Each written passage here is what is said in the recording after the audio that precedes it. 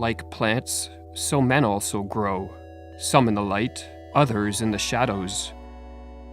There are many who need the shadows, and not the light. We tend to deny our flaws and weaknesses, but what we deny does not disappear. It sinks into the unconscious and congregates in what Carl Jung called the shadow.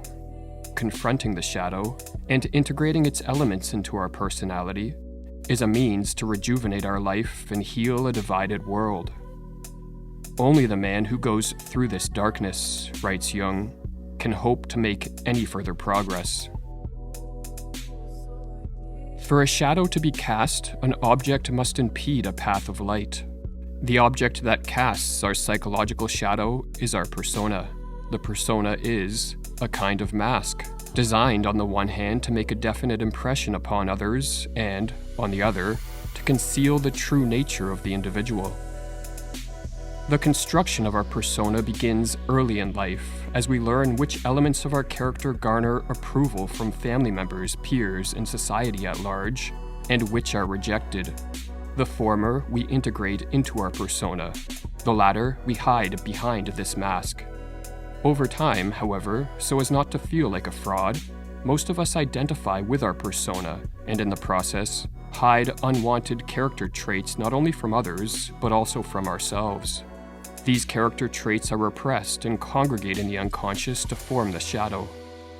The shadow is the inferior part of the personality, some of all psychic elements which, because of their incompatibility with the chosen conscious attitude of the persona, are denied expression in life and therefore coalesce into a relatively autonomous splinter personality, with contrary tendencies in the unconscious. The repressed contents of our shadow do not lie dormant in the unconscious, never to be heard from again. Rather, they operate in an autonomous manner behind the spotlight of conscious awareness.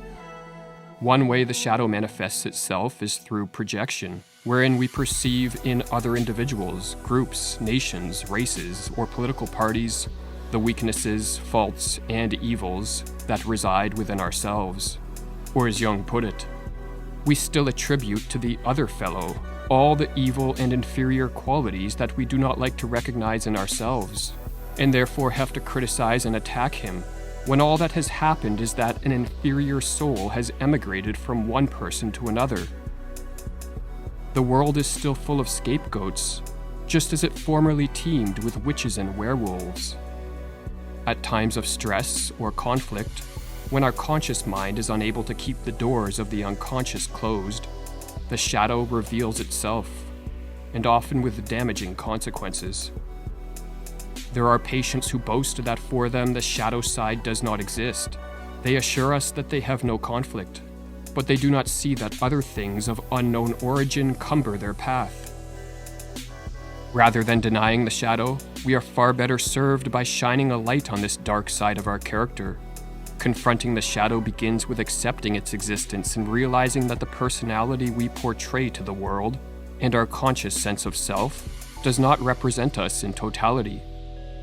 Once accepted, honest self-reflection and self-criticism can reveal some of the traits we have been hiding from. The good and the bad, explains Jung, are bound to come to light in us, should we wish, as we ought, to live without self-deception and self-delusion.